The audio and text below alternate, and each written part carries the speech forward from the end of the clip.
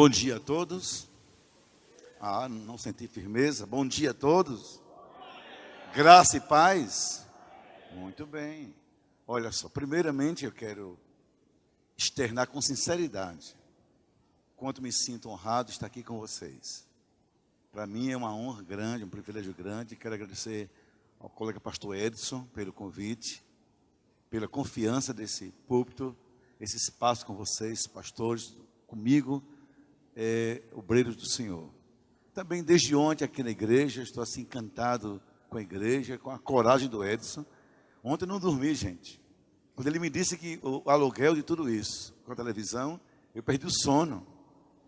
Tudo que ele paga é mais do que o recado por mês da minha igreja de dízimo e receita. Eu fiquei perturbado, disse nele, ore por mim, que esse homem não tem muito juízo não. Graças a Deus que não tem juízo, né?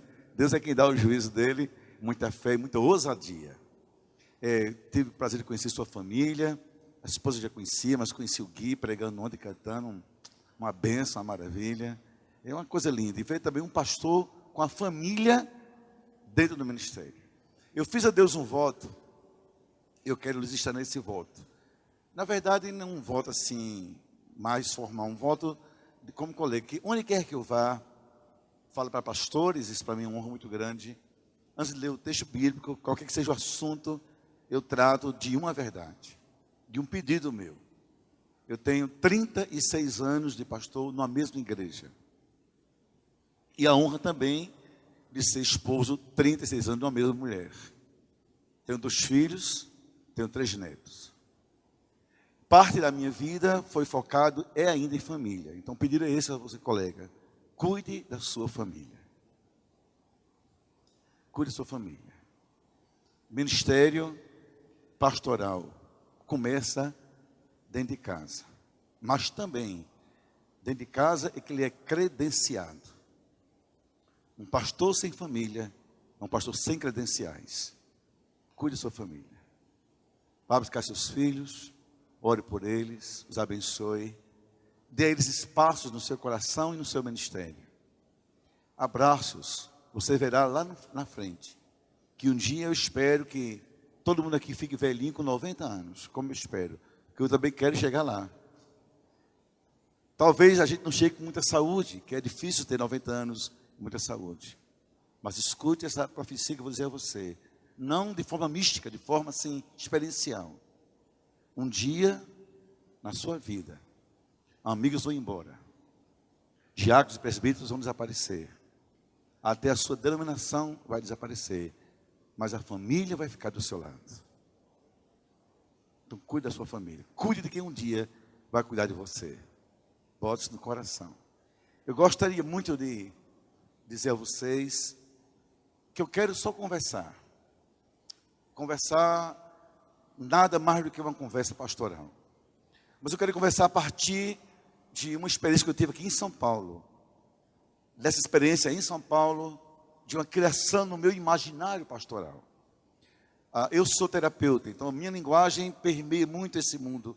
E às vezes eu quero lhes pedir perdão se eu forço muito nesse linguajar.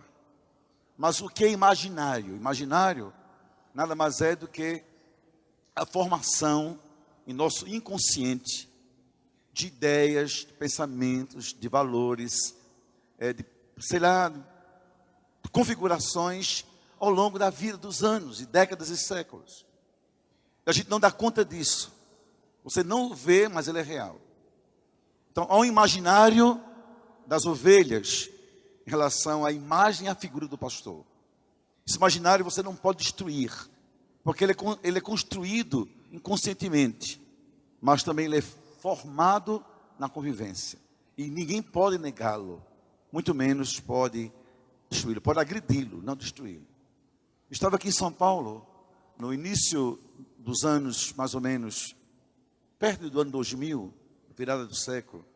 Eu tive a honra de receber o convite de ser pastor aqui em São Paulo, na primeira igreja batista, da qual, por 27 anos, tinha sido pastor, o digno colega, e para nós batistas, uma referência assim, imensurável, pastor Irlande Pereira de Azevedo. Então, para mim foi muita honra. Como eram mudanças muito radicais de estilo de ministério, de pastorado, de vivência, meus filhos pré-universitários, então eu pedi a Deus e à igreja 6 meses de interinidade. Que eu viesse uma vez por mês, Pai, orando a Deus e construindo uma resposta de Deus. No final, Deus me disse claramente que não era meu lugar, nem era meu tempo. E então, é claro, eu declarei o convite, embora foi uma honra naquele momento. Mas naquele período de eternidade, eu, uma tarde, atendi uma pessoa, não da igreja, mas evangélica, que, sabendo que eu estava ali, dando um plantão, foi conversar comigo. Conversando comigo, olha só, ela começou a colocar algumas frustrações do coração de uma ovelha. Dizia-me que era membro de uma igreja aqui em São Paulo muito tradicional, se orgulhava do pastor, da eloquência do pastor, da indumentária do pastor, da teologia do pastor, mas quando queria alguns mimos como ovelha, espirituais ou afetivos, ela ia a outra igreja. Dizia assim a mim, porque lá, após o culto, há um pastor que me abraça, alguém que me telefona durante a semana, alguém que ora por mim. Disse, na semana, quando me senti enferma, com uma crise no corpo e na saúde, tinha uma igreja que me ungia. E eu ia escondida do meu pastor, escapando devagarzinho, para dizer assim, outro pastor, por favor, me unja, eu estou doente. E quando meus filhos precisavam de maior assistência, eu ia buscar no outro canto. Ela colocou isso, desabafando, como quem diria assim, quem sabe se um dia, se o senhor fosse meu pastor, em qualquer outra igreja, eu seria atendida nessas minhas carências. Claro que não seria. Quando ela foi embora, aquilo ficou na minha cabeça, remoendo, trabalhando. Aí eu tenho uma sensação estranha. Escute bem, muito estranha. Entre eu e Deus no hotel, voltando depois para João Pessoa, isso foi concebido na minha alma. E que em João Pessoa, minhas ovelhas, tinham alguns orgulhos de mim, aqui entre aspas, que não cabe essa palavra no sentido mais denso. Dizer, meu pastor, no caso Esteva, que é uma coisa minha, pessoal, é formado em tais cursos, sou meu pastor intelectual. Meu pastor prega muito bem, vale a pena levar meu amigo. Meu pastor isso. Mas percebi em mim muitas carências. Eu sabia que ovelhas minhas não diriam algumas coisas importantes a meu respeito. E aquela conversa com aquela senhora despertou isso em mim. Por exemplo, eu sabia que nenhuma ovelha minha diria assim, quando eu quero oração, de joelhos, é o meu pastor que eu procuro. Eu sabia que isso não acontecia. Se eu precisasse de alguém tocando na minha cabeça, tocando no meu corpo, e me unja, por favor, eu sabia que eu não seria esse pastor. E eu também sabia que em algumas áreas da vida eu não tinha como ajudar. Pelas minhas ausências e também pelas minhas próprias deficiências e dentro do meu mundo pastoral. Isso me deixou em crise, porque eu tinha mais ou menos na época 28 anos de atividade pastoral, ou 25 anos. Eu disse, Deus, como é que pode? Como é que eu tenho orgulho de coisas desnecessárias? E como é que eu não me dou conta de um alimento, de áreas, e que ovelhas minhas precisam outros para serem supridas? É como um pai que chora, porque seu filho, quando quer um abraço, um afago, procura um tio e não procura o pai. E diz assim ao pai, meu tio me escuta, o senhor não. Ele me entende, o senhor não. Durante algum tempo, irmãos, eu fiquei pensando. Até que um dia, pastor Jorge Linhares, vocês conhecem de BH, querido amigo, colega, convidou-me para um evento que ele tem em Belo Horizonte, chamado Segredos do Coração. Acho que o Edson já sabe desse evento. Para eu pregar para pastores. Eram 2.000 colegas de vários ministérios no dia. Eu disse, Deus, vou falar como a primeira vez que eu ia pregar na igreja dele, o Jorge Linhares, querido colega. Aí me veio então uma metáfora que eu trago aqui para vocês, depois de pensar, repensar e reescrever o que eu disse um dia. Isso já é uma reconstrução a partir da depuração das coisas. permeando o mundo das ovelhas. Eu fiz uma viagem. Eu saí da cadeira pastoral, que hoje eu nem mais coloco na minha igreja na frente. Não tem mais cadeiras na frente. Desde então, eu me sento assim na igreja todo domingo. Eu quis me sentir ovelha. Queria ver-me como ovelha. Sentir-me como ovelha. Eu nunca tinha sido ovelha conscientemente. Porque com 18 anos, eu me converti. Com 19 anos, fui ao Seminário Batista no Recife. Com 22 me formei e fui pastor na minha igreja de jovens. Com 23 assumi a igreja oficialmente. Lá estou por esse tempo. Minha única igreja, meu único amor ministerial, também minha única experiência. Na época eram 400 pessoas, sofreram muito comigo, pelas minhas imaturidades. Hoje somos algumas, sei lá, muitas pessoas, um pouquinho mais do que isso. Com 5 cultos dominicais. Depois de tantos anos, eles me ensinaram a ser pastor. Então eu fui o mundo das ovelhas. Fui ao imaginário das ovelhas. Tentar colocar-me ali. Eu queria lhe convidar comigo hoje.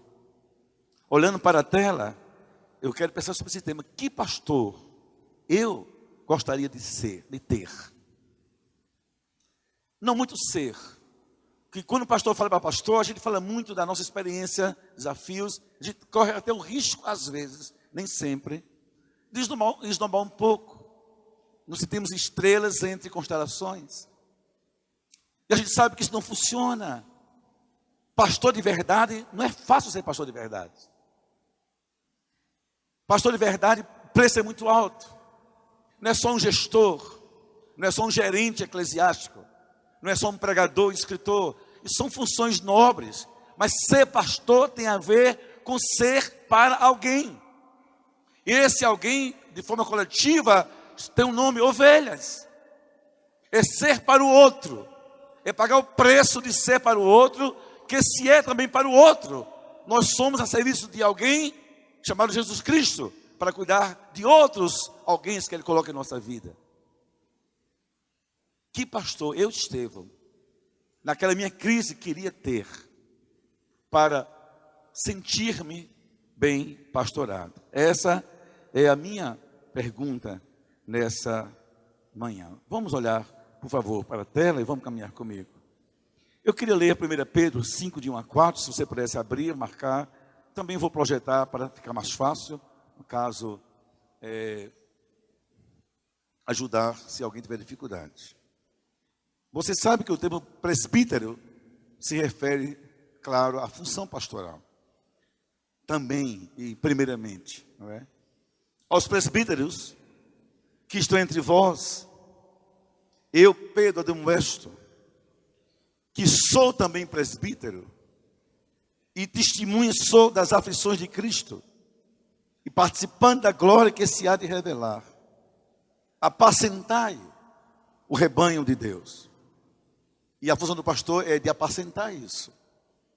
Que está entre vós, tendo cuidado dele, não por força, mas voluntariamente, nem por toda ganância, mas de ânimo pronto. Nem como tendo domínio sobre a herança de Deus, mas servindo de exemplo ao rebanho. E quando aparecer o sumo pastor, alcançareis a incorruptível coroa de glória. Meus irmãos, isso me treme. Vocês por que me treme? Em 2005, eu fui convidado em João Pessoa para ser candidato a senador pelo meu estado. E o convite veio do governo do estado, da estrutura da máquina do estado. E a época o governador chama-se Cássio Cunha Lima, hoje é um senador de destaque, sobretudo nesse momento do Brasil, do PSDB. E o Cássio ligou para a minha casa. Numa segunda-feira disse: pastor, cumprimentou-me, eu disse, governador, que surpresa é essa? Eu queria lhe fazer um convite, governador, ou pastor. Aí contou a história de uma reunião que tiveram no domingo. E nós queremos lhe convidar para ser seu candidato a senador do nosso estado. A gente sabe que o senhor não tem dinheiro, o senhor é pastor, o seu nome é rico. Então a gente banca tudo. A campanha, a imprensa, a divulgação, só quer o seu nome. Disse assim: já consultei tudo que é possível de forças sociais e políticas, inclusive a Arquidiocese da Paraíba, maçonaria da Paraíba, essas coisas todas, até para mim um mundo estranho, de associados, todos disseram: se for o pastor Estevão, a gente apoia. Então, não é tempo, pastor, de o senhor esquecer um pouco a igreja e pensar no Estado. O senhor não já deu muito para Deus, para esse povo, agora serve a gente. Claro que durante alguns segundos isso foi um telefonema. Isso mexeu com o meu ego, por segundos. Não vou lhes negar. Porque em segundos uma vaidade estranha percorreu as minhas veias humanas. Me vendo num carro preto, me vendo em Brasília, me vendo com motorista, com segurança, com imprensa, dando explicações. Questão de segundos eu também me vi como Jesus diante, ali no pináculo do templo, diante da tentação, de tudo, está vendo, é seu, basta dizer sim. Basta dizer sim. Mas uma consciência do Espírito me inquietou. Seu tempo aí não terminou. E não troque o meu manjar por lentilhas vãs. Não troque. Claro que eu disse não, nesse mesmo telefonema. Mas ao dizer não, eu tive uma consciência, eu preciso me reconfigurar com o pastor, me refazer, me reescrever. E hoje está em moda uma palavra em todo mundo, chamada reengenharia da vida, do pensamento, do ministério, do casamento, da existência. Senão a gente fica vivendo com os pés no presente, mas a cabeça no passado não dá certo. E nessa reengenharia, eu construí isso para a minha vida. Se não lhe servir, tem servido para a minha vida. Mas como colega, com muita humildade, eu passo para você. Que pastor, se eu fosse ovelha, eu queria ter? Primeiro, olhe para a tela, eu queria ter um pastor que me inspirasse sobre Deus. Despertasse um tal espiritualidade em que a comunhão com Deus fosse o foco da minha vida. Porque hoje, irmãos, eu não sei você, mas eu com certeza, a gente é pressionado e muito por valores materiais da vida. Nossa sociedade tem um nome: consumo. O Deus, com D minúsculo, que rege a sociedade, tem outro nome: mercado. E a doença da relação desse Deus com a sociedade, quando isso é grave, tem outro nome: a compulsão pelo ter, a compulsão por coisas estranhas, que perfazem, que performatam, que organizam o nosso pensamento. E às vezes eu fico pensando, como eu sentiria como ovelha, se eu sentasse num carro e visse dois pastores só falando sobre coisas materiais, sobre quantos bens, quanto dinheiro, quantas propriedades, quantos carros, quantas coisas. E às vezes começa a conversa, termina a conversa, eu estou ouvindo e não ouço o nome de Deus no meio. Como eu gostaria de ser uma ovelha que tivesse pastor e dissesse: rapaz, sem Deus a vida é impossível. Sem Deus não há sentido a fé, a igreja, o templo, os ministérios, os projetos, os quartetos, as mensagens. Sem Deus tudo isso é tempo perdido. Queria um pastor que me despertasse paixão pelo tempo em que eu era recém-convertido. Eu converti-me na Assembleia de Deus em João Pessoa. E eu ouvi falar muito em oração, em vigília. Eu ia falar muito as coisas de Deus. Depois isso foi se perdendo ao longo da minha vida. Eu queria um pastor que dissesse: Estevão, não se apegue às coisas da carne, que isso é passageiro, é ilusão. E como, irmãos, foi fácil, foi muito rápido, aliás. Eu comecei a ser pastor com 23 anos, hoje tenho 61 anos. E como tudo isso passa muito depressa, e você percebe a ilusão da carne mesmo. E aqui não fala em sexo, não fala em bebida, não fala essas coisas. Essas vaidades vãs da própria denominação, de sonhos, derrubar colega pelo poder, destruir um pelo poder, usar a língua para destruir outros, esnobar minha igreja melhor que os outros, minha denominação. Que loucura! Eu queria um pastor que dissesse: Estevão, fuja disso. É Jesus na sua vida, ama Jesus. Sirva a Ele. O resto é desenho humano e nada mais. É desenho humano. É rabisco humano.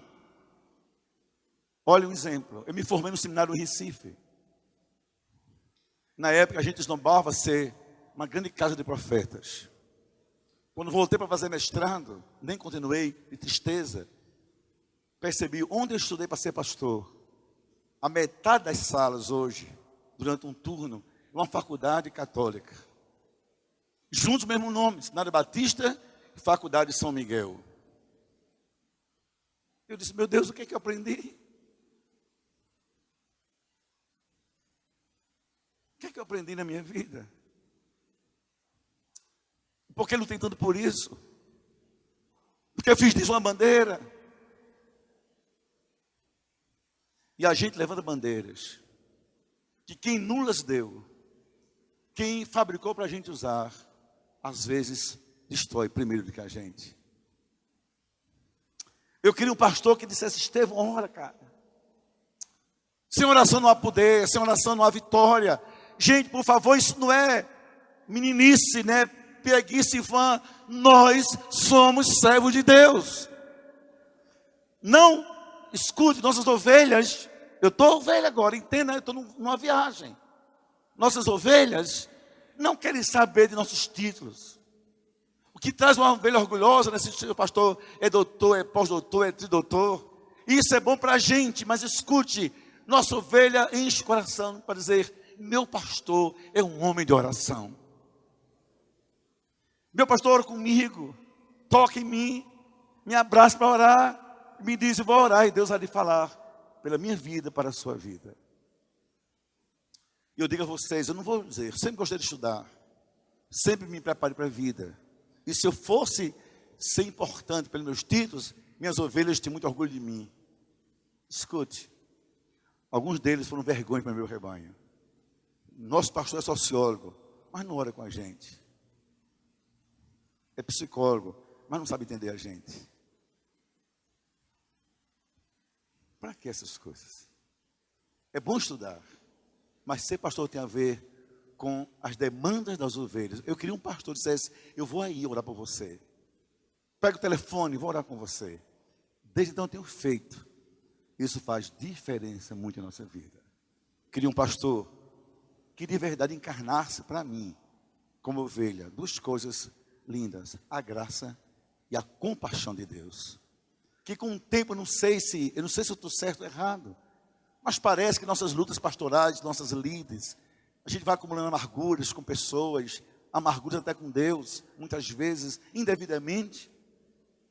Algumas frustrações, a gente fica nos tornando pessoas azeiras, amargas, secos. E pastor que não abraça, que não afaga, que não fala sobre graça, que não perdoa, que não escuta, me explique. Que tipo de homem é esse? Para que serve esse dentro do mundo das ovelhas? A gente acusa tanto uns aos outros, que fulano é isso, fulano é palha, fulano é carnal, fulano é vaidade. Que coisa horrível. E esse hábito de só lidar com coisas negativas, também nos sequestra valores de Deus em nós. Porque na verdade, irmãos, a gente é para as ovelhas a projeção do que nós somos dentro de nós mesmos, nossas verdades. Semana retrasada, aliás, 21 dias, vivi um drama, contei a minha igreja isso, que ele me permitiu contar. Por isso eu lhes falo que ele me permitiu, sem ter o nome em falar. Um rapaz da minha igreja, formando de história, ligou para mim. Disse assim, o senhor toparia almoçar comigo? Escute isso, Edson. Posso? Fomos almoçar juntos no restaurante de João Pessoa. Olha a conversa. Tremendo. Quer dizer ao senhor que eu acho que sou gay. 20 anos de idade. Quer dizer ao senhor que ontem eu conversei com meu pai sobre isso. Sobre minhas lutas sexuais, minhas crises sexuais. Meu pai quase me mata. Meu pai bateu em mim. Meu pai me expulsou de casa.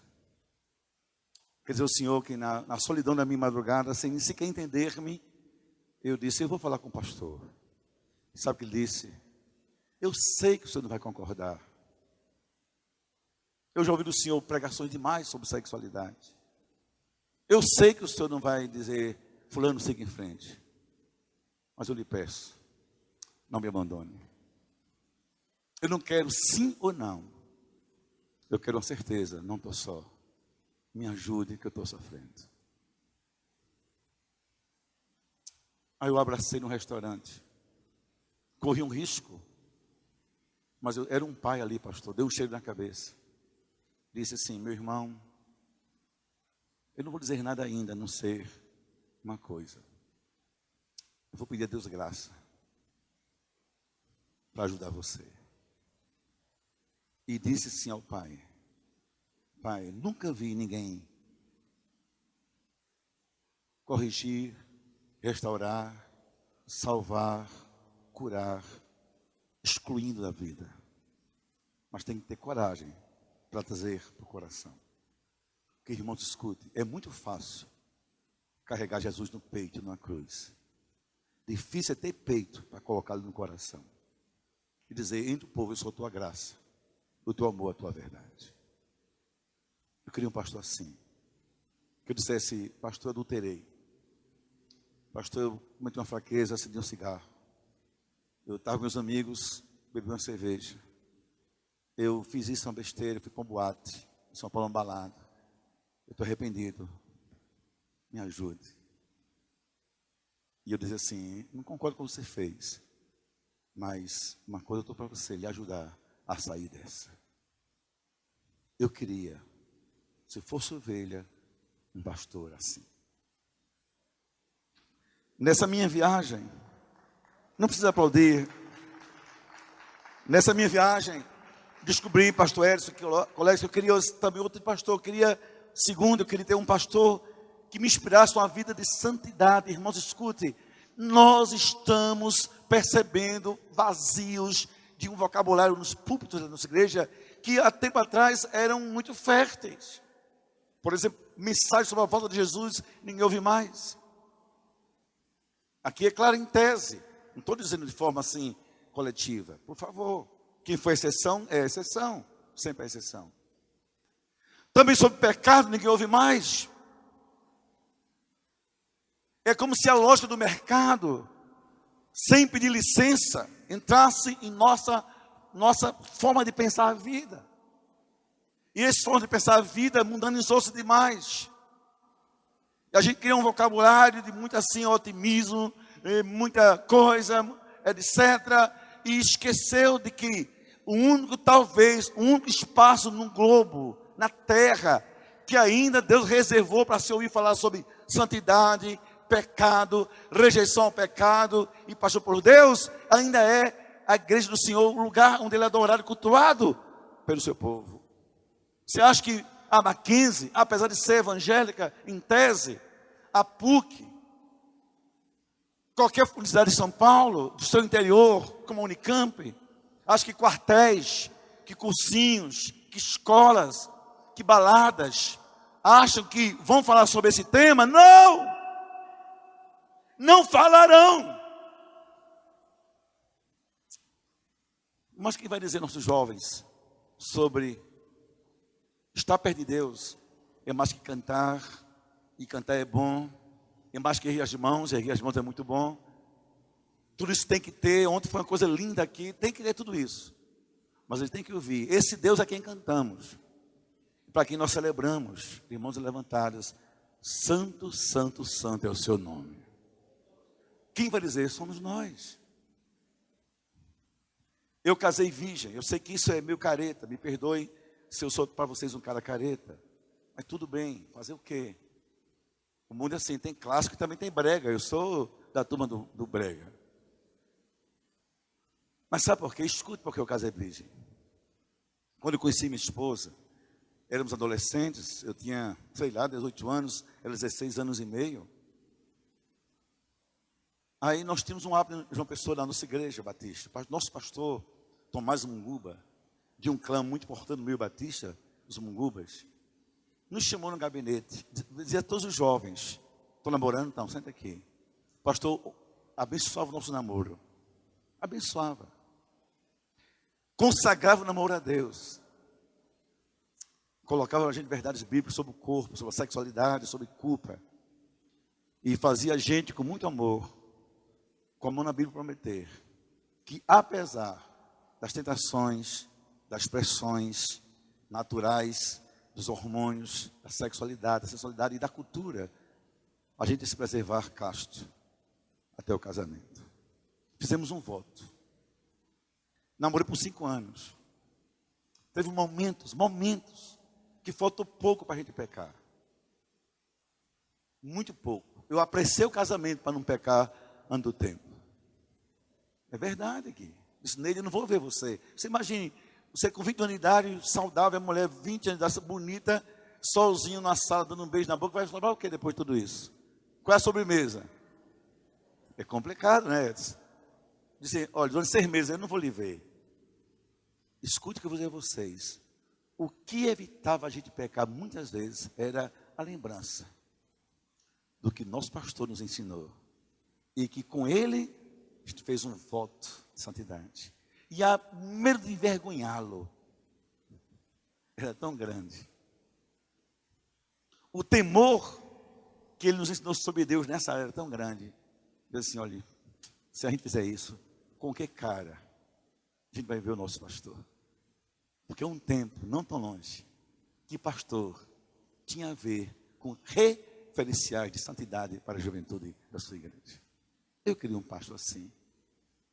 Dissesse não à pornografia, não à mentira, não à desonestidade, não a pensamentos impuros, não a tanta coisa que enoja o coração de Deus, porque santo é o Senhor. Eu queria um pastor assim, eu queria.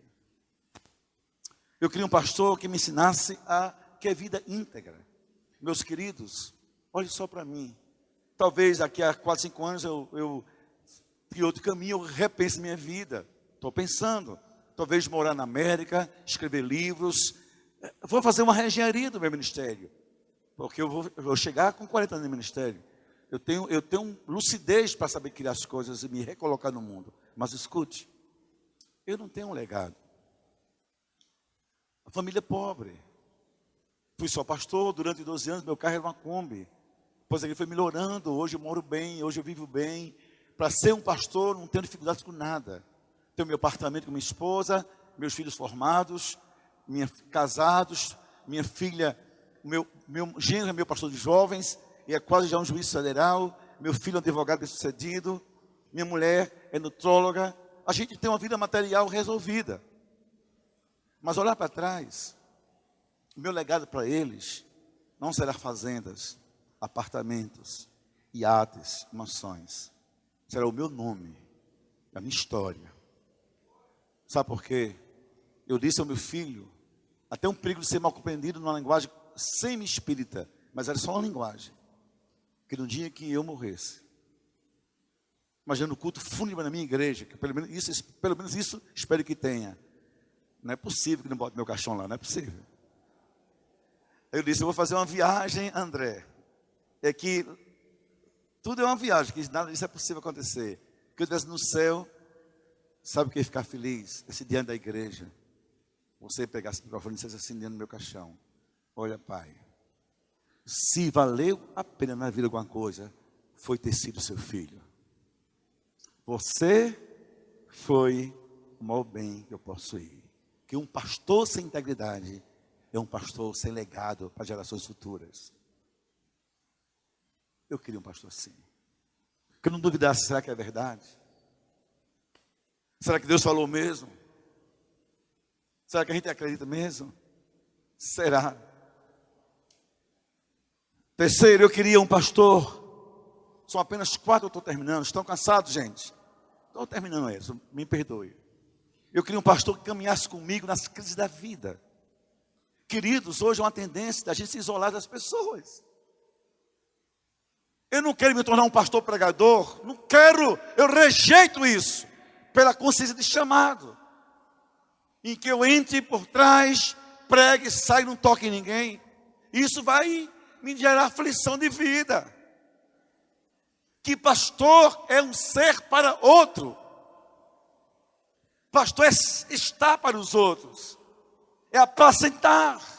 Disse Pedro, por favor, apacentem o rebanho entre vocês. Apacentar só começa com uma proposição física. Chegar mais perto. Ninguém apacenta a distância. Distância você comanda. Você controla, mas não apacenta. Apacentar é presença, é corpo a corpo, é voz a voz, é abraço, é afago, é escutar, é olhar, é interpretar olhares e gestos. Eu queria ser um pastor assim, Senhor. Estevão, você está diferente hoje. Eu sou ovelha nessa minha imaginação. O que é que há que você está chorando? Eu percebi que eu preguei, você não levantou o rosto. Tem algo contra mim? Que você nunca mais vai à igreja? Como é que está o seu casamento? Eu queria olhar para as mulheres e dizer, o que é que há com você? Crises. Que eu perdi irmãos. Eu perdi mãe. Eu perdi muita coisa. Eu sofri muito na vida. Teve um dia, irmãos, que num púlpito eu desmaiei de sofrimento. Fui para o hospital. Somatizei agonias.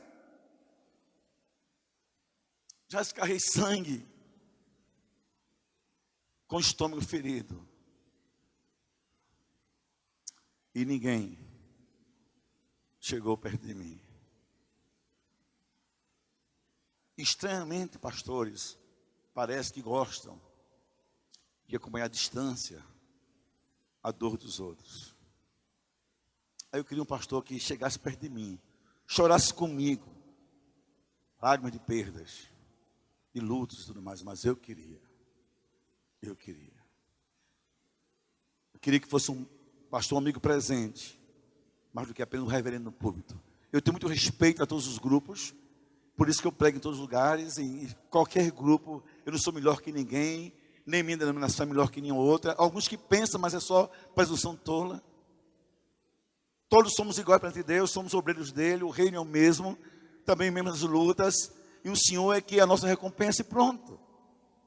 Mas escuta, irmãos, eu tenho muito medo que a minha vida pastoral seja condenada, entre aspas, a apenas uma prática de púlpito que não chegue ao curral das ovelhas.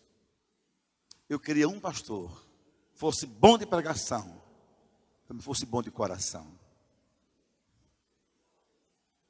Como eu queria que dissesse, estou ligando, porque eu senti sua falta, Estevão, o que é que há com você? Nessa minha viagem, há um quarto tipo de pastor que eu queria ter se eu fosse ovelha. Eu queria um pastor que fosse tão humano quanto eu, sem máscaras. O que são máscaras? Vou aqui usar uma linguagem clínica, para a gente entender melhor, já porque é época de carnaval, não tem nada a ver uma coisa com a outra. Aqui não é carnavalesca, aqui não tem nada a ver com a Tiradentes, nem com o sambódromo, tem a ver com a nossa vida. Máscaras são identidades superficiais que a gente aprende a colocar durante a vida e em vários momentos da vida, para vendermos uma imagem de quem não somos, para que nos vejam como gostaríamos que nos vissem, mas ali não somos nós. Qual é o problema das máscaras? Aqui é uma questão clínica. Primeiro, que um dia elas caem, todas elas. Nenhuma máscara dura para sempre. Todo baile começa e termina numa madrugada qualquer. Segundo, que elas nos dão a ilusão de sermos quem nós somos. Aí nós fazemos um grande mal a nós mesmos, quando não permitimos que os outros nos amem como somos, nos compreendam como somos e saibam quem somos de verdade. Eu me lembro, isso aconteceu comigo, você não tem que repetir isso. Que nessas coisas da vida, um sábado à noite, eu não sei também por que razão, eu e minha esposa Neide tivemos uma discussão na cama, antes de dormir. Talvez alguma coisa tola, porque discutir num sábado à noite, sabendo que vai pregar no domingo, ou é muita tolice, muita burrice da pessoa. Mas aconteceu comigo, as duas coisas juntas. Não me lembro o assunto. E a coisa esquentou, de tal forma que nem eu, nem ela, nos dobramos um ao outro. Eu me virei para dormir, ela também, ambos amargurados. No outro dia, por pirraça, ela não acordou. E eu também, por pirraça, não acordei. Sozinho levantei-me, fiz o café, coloquei aquilo tudo muito fácil, coloquei o ovo no lugar que tem que passar o ovo, coloquei manteiga e fui para a igreja.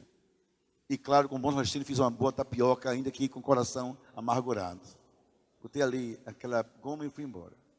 Quando cheguei na igreja, escute, havia uma coisa estranha.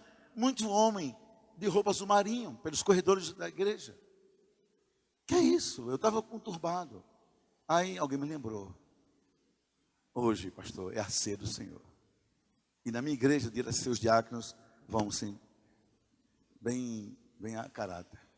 Ceia do Senhor. Eu disse, e agora, Jesus? Ceia do Senhor. E eu com fome de perdão, com fome de afeto e também envenenado por dentro. O culto começou e eu coloquei uma máscara. A máscara dominical. Ponde-vos em pé, povo de Deus. Numa boa igreja batista tem uma liturgia do culto. Prelúdio, interlúdio, louvor, toca o culto. A uma hora ia chegar a mensagem, a ceia. Quando estava pertinho, eu disse, bota mais um hino. Aí começou a máscara do falso louvor. Irmãos, vamos louvar a Deus nessa manhã de forma exagerada. Mas hinos, maestro. Na verdade, eu estava assim, postergando o momento da ceia. E o povo já inquieto. E quando eu estava na mesa, diante da mesa, Deus disse a mim claramente assim, cara de pau. Assim para mim. Que o Espírito fala a linguagem de cada povo. No Nordeste é cara de pau. É caba safado, é caba da peste. Não é reverendíssimo Estevão, não é caba safado, é possível que você vai nessa ceia. Cara de pau você. A esposa em casa, amargurada, você agrediu, com palavras, vocês estão feridos. O que você vai fazer quando ler aquela parte? Examine-se a si mesmo. Vai dar ceia? Vai manter essa máscara? E quando começou a ceia, eu não aguentei. O Espírito foi mais forte do que a minha máscara. E eu parei e disse, irmãos, para um pouquinho. Chamei um pastor auxiliar e disse, fulano vai dirigir, porque eu não estou bem. Não estou bem com a minha mulher. Ontem nós discutimos uma tolice que virou uma guerra. Saí sem falar com ela, sem pedir perdão. Por favor, não me sinto digno de ministrar ceia. Me compreendam, não me julguem, mas orem por mim. E me sentei. Quando acabou a ceia, também não fui à porta nesse dia, não aguentava, eu estava fisicamente, moralmente exausto. Aí foi o inverso, uma fila veio falar comigo no altar da igreja. E sabe o que eu vi de uma das senhoras que me abraçou? Todos eram solidários, mas uma falou no meu coração, disse assim, pastor Estevão, a partir de hoje, o senhor passou a ser meu pastor de verdade. Porque o senhor mostrou que é tão humano quanto eu. E não usou máscaras para esconder a sua própria dor, o seu problema. Conte comigo. Aí eu cheguei em casa, conversei com minha mulher. A gente percebeu como é bom ser um pastor sem máscaras. Hoje eu estou na igreja há 40 anos quase. Que um ano fui interino. O que tenho mais a esconder da minha igreja? Sabe por quê? Porque um dia todos saberão quem somos de verdade. E quando chegar, vão descobrir, nós não usávamos máscaras. Ou, que pena, eu não sabia, meu pastor era assim. Diga a você o seguinte, querido, não tenha vergonha de chorar quando a lágrima chegar perto. Você não é super-homem, nem hiper-mulher. Não. Nossas esposas sofrem por nossa causa também, nossos filhos sofrem, pessoas sofrem. Nós somos seres humanos, temos temperamento, temos uma psique num conjunto, personalidade, aquele quem somos, temos um caráter, às vezes difícil, o próprio Deus lidar, que nós não permitimos. Temos nossas idiosincrasias, nossos jeitos, nossa forma de ser. Escute, é totalmente desnecessário espiritualizar essas coisas. Isso somos nós. Deixa Deus agir tal como somos, para sermos como Ele quer que sejamos um dia. Isso aqui é importante. É importante. Agora, não sei quem ensinou para a gente que pastor tem que fingir quem não é. Por isso que muito pastor hoje, muito pastor, AVC, infarto, tumor maligno no intestino, no reto, pâncreas, estômago, que são os órgãos mais vulneráveis às somatizações malignas de emoções que nós acumulamos ao longo da vida. Porque nós fingimos para os outros quem nós somos. Aí eu queria um pastor que dissesse assim: ovelha, senta aqui, ore por mim. Estou precisando da sua ajuda. Ore para meu filho que foi para as drogas. Minha mulher que não quer vir mais para a igreja. Me ajude. Que pedir ajuda não é ser menos homem, é ser homem de verdade. E Deus ouve a oração de quem é íntegro na sua maneira de ser também. Não tenha medo. Não tenha medo. Se você puder, escute, colega. Vou ficar mais pertinho, estou terminando. Faça da sua esposa a sua melhor amiga. Por favor, isso não é tolice, não. Faça dela a sua melhor amiga. Deixa ela saber das suas dores, das suas lutas. Só seja sábio em que hora falar sobre isso, quando falar. Mas não finja para ela. Porque tentar mentir para a mulher é tentar mentir em vão. A intuição da mulher sabe quando sofremos. E uma esposa amiga é um degrau a mais para a nossa vitória. Poupe seus filhos de alguns dramas, mas não os poupe do seu coração, da sua família. E diga quem sabe um dia: papai está sofrendo, ore para o papai. Você vai saber que quem vive assim, vive melhor, inspira mais pessoas, que ninguém suporta alguém que vive, faz da igreja um teatro da sua própria vida. Ninguém suporta, porque toda cena acaba, e quando fechar a cortina, alguém vai dizer: mais uma vez, foi encenação. Eu tenho um hábito, lição do pastor Edson. Eu gosto muito de levar na minha igreja colegas. Não levo tantos como poderia, porque eu viajo, todo mês eu viajo no final de semana. E tenho o dever de assistir a minha igreja. Como são vários cultos, eu não prego em todos. Eu me sinto irresponsável se eu não pregar em nenhum. Mas eu levo. Mas eu dou 2 critérios apenas. Assim, radicais. Número 1, tem que ser meu colega, meu amigo. Para me ajudar. Vou levar inimigo para o púlpito, eu sou doido, tenho juízo na minha cabeça. Não, pastor Edson? Amigo, tem que ter afinidade. Amigo quer dizer assim, afinidade, você fica à vontade. Não dá para ficar formando afinidade, conversar com a pessoa. Segundo, aliás, desculpa, 3, né? Tem que ser melhor do que eu em alguma coisa, porque igual a minha igreja me suporta há muito tempo. Tem que acrescentar algo à minha igreja. Então, ontem eu fiquei aqui ontem eu aprendi muita coisa, pastor Edson, algum pouquinho tempo. Porque eu sou observador, essa família, o pronto da família, o conchego da família, a lágrima da família pelo que passaram esse final de semana, ver o filho pregando, meu Deus, coisa linda, eu só fiz aprender isso. Mas escuta o terceiro e último, diz: gente, eu quero conhecer a esposa dele. É verdade, não levo ninguém sem saber dessa esposa, porque nossa mulher diz muito de quem somos. Uma mulher cabisbaixa, opaca, sem brilho nos olhos, uma mulher com obesidade mórbida, com tristeza completamente patológica, está dizendo a mim: esse homem que quer cuidar da igreja, não cuida sequer da mulher que Deus lhe deu. Como pode pregar na minha igreja? Não pode. Não pode. E a mulher, quanto mais é amiga da gente, tanto mais segura ela fica na vida, tanto mais saudável ela é também.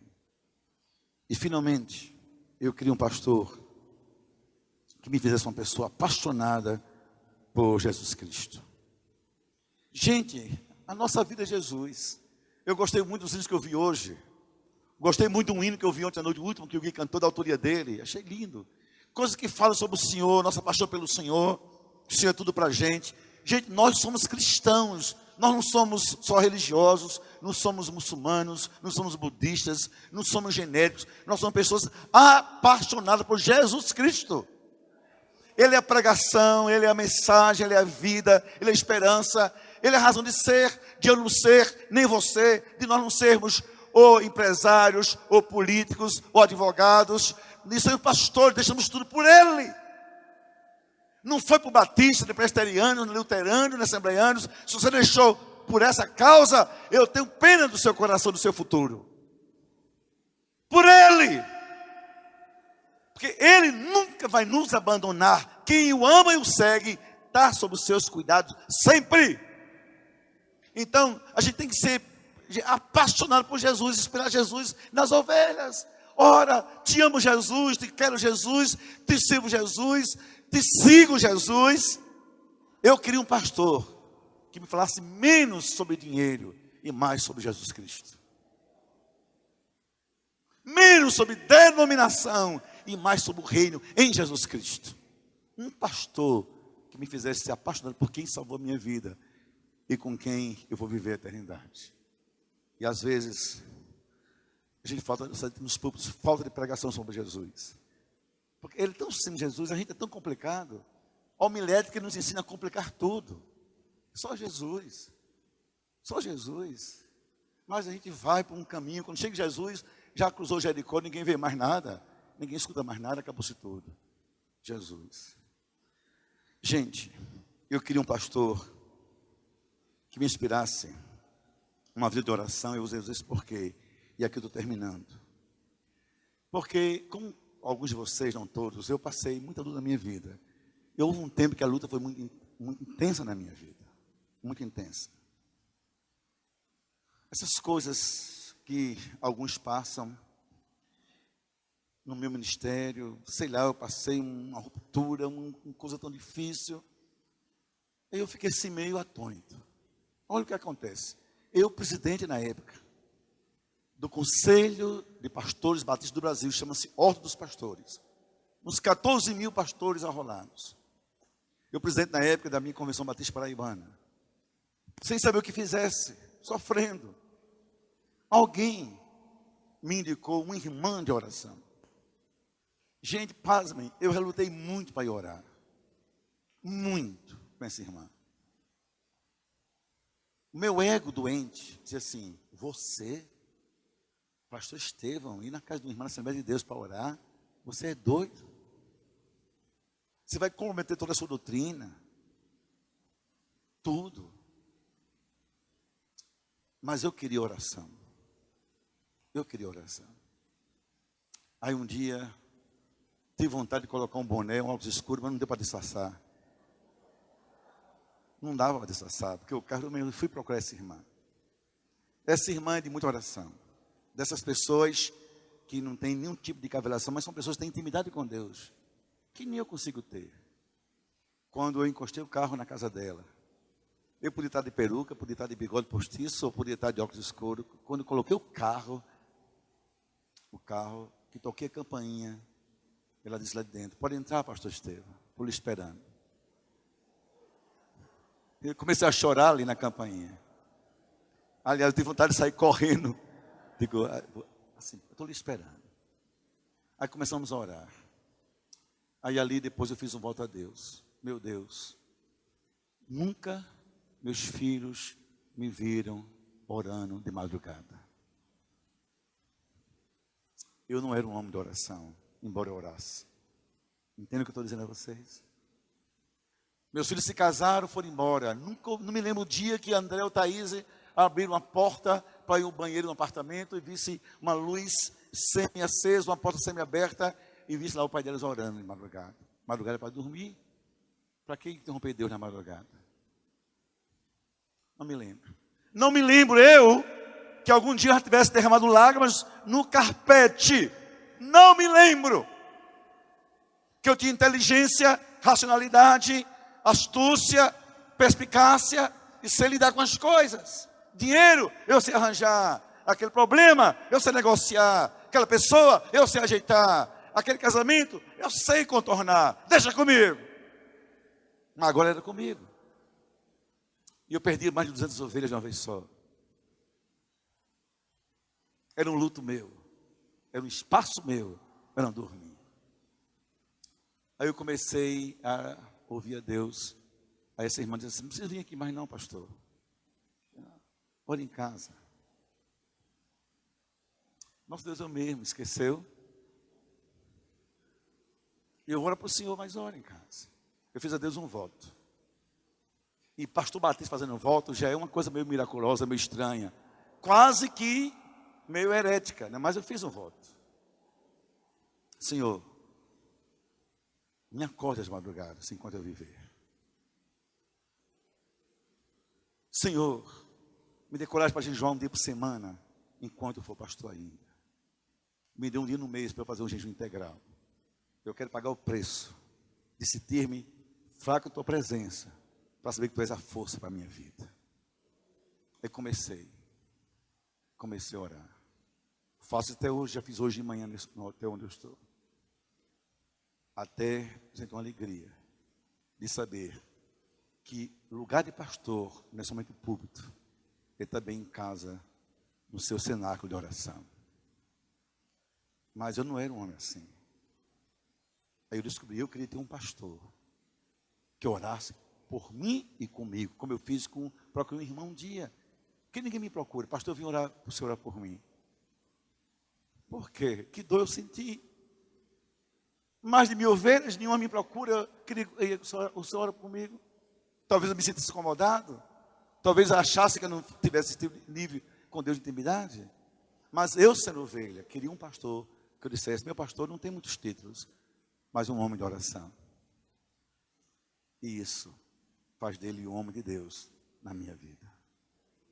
Eu queria um pastor que me ensinasse a ouvir a vontade de Deus sempre. E eu sei que é difícil, irmãos. Olha esse rapazinho que eu falei agora. Está nas minhas mãos o quê? Muita coisa, sexualidade, identidade, conflitos, crises, pecado, confissões, o futuro de uma vida. E vocês sabem quanta gente chega para a gente, pastor, ore por mim. Que curso, que casamento, que viagem, ore por mim, Deus vai lhe falar. Esse mito católico que permanece em nossas ovelhas. O Senhor fica mais perto do homem, então fale com ele primeiro. O Senhor tem mais merecimento, a gente sabe que não é verdade. Mas eu decidi que se eu fosse ovelha, eu queria ter um pastor que orasse comigo, que me ensinasse o caminho do altar. Irmãos, e finalmente, eu coloquei a última imagem, que eu quero orar com você. Nesse meu desabafo pessoal, meus colegas. Se eu fosse uma ovelha, eu queria um pastor que me amasse pelo que eu sou e não pelo que eu tenho. Não queria ser mais um número na estatística do rebanho dele. Eu queria me sentir ovelha e nada mais. É muito ruim sentir-se apenas estatística. Isso não gera identidade, gera só referência de números. Ser ovelha confere dignidade a quem frequenta nosso rebanho. Ser ovelha de alguém, para muita ovelha, significa tudo que ela queria nessa vida, na relação com Deus e a sua igreja. Meu pastor chama-se Edson Rebustini. Meu pastor chama-se Estevão Fernandes. Porque o homem que Deus colocou na minha vida. Dê à sua ovelha a alegria de dizer, esse é o meu pastor. Que ovelha gosta mesmo é de pastor. Do abraço, do afago, da atenção, da ligação. Eu estou aqui, não vou dizer quem, no meu smartphone, com a filha. Talvez um dia eu diga alguns íntimos. Não vou dizer isso hoje, dos maiores políticos do Brasil, dos mais envolvidos nessa operação Lava Jato, desde o mensalão. Essa garota com 16 anos de idade tentou suicídio, quando viu o pai vivendo como está vivendo. Quando as massas caíram do pai que ela tinha, por trás da gravata do paletó, havia um bandido dentro de casa, escondido. Essa garota então correu para o espiritismo, 16 anos, fez passes. Aqui em São Paulo, na Federação Espírita de São Paulo. Perdida, também não se encontrou. Foi ao catolicismo carismático, também não encontrou muita resposta. Começou a percorrer os caminhos perigosos só do misticismo que nós temos para ir na mídia. E um dia, o Espírito de Deus tocou no coração dela, segundo ela, e disse, eu vou procurar Deus. Tudo era procurando Deus. Que o desespero e a vergonha beiravam a sua alma. Vou procurar Deus na internet. Como se fosse possível na mentezinha dela. Nessa procura, ela viu um nome diferente dos comuns. Espaço Gospel. Espaço Gospel é o nome que eu dou aos núcleos da minha igreja, setoriais. E é um grande ambiente que eu tenho em João Pessoa, que eu posso lá colocar 3.000 pessoas, então só tem 1.000 cadeiras, que eu faço 2 cultos por domingo, porque não tenho que colocar todos os carros. Escute bem, Espaço Gospel, está na internet. Ela acessou esse domingo, achou diferente, estava achando que fosse alguma coisa mística. Quando acessou, havia uma mensagem de alguém falando. Por acaso era eu, podia ser outra pessoa. Sobre a graça de Deus. Eu me lembro que eu dizia algumas coisas sobre o Deus da misericórdia e da graça. Eu sei que essa garota foi tocada por Deus ali, localizou quem era aquele homem falando. Depois de muita luta, consegui em São Paulo quem que era eu. Passou um e-mail com muito medo e pediu-me por isso que eu preservo. Digo no nome do pai dela. Sou filho de fulano, mas contou a história. Ainda hoje nos falamos. Aqui, ela está em Brasília. Para dizer, pastor, eu não quero mais religião. Eu não quero mais igreja. Eu estou perdida. Por favor, me ensine o caminho para o colo de Deus. O caminho de Deus para a salvação, sabemos, Jesus Cristo só tem Ele.